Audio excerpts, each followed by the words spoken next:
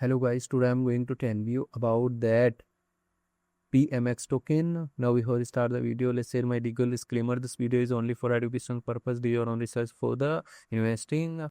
According to the website, Philip Mirror xStock is a tracker certificate issued as Solana, SPL and ERC20 tokens. PMX tracks the price of Philip Mirror's International Inc. PMX is designed to give eligible cryptocurrency markets participants revolutionary compliance access to the stock price of Philip Mirrors International Inc. whitelist maintaining the benefits of blockchain technology.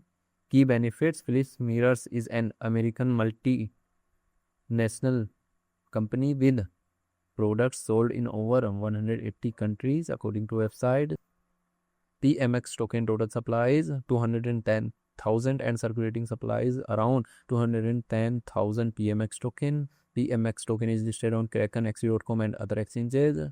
If I share my opinion with you, then this project up to 70% chances that it is a legit or good project. So guys, don't take my opinion as a financial advice. Do your own research for the investing. Thanks for watching.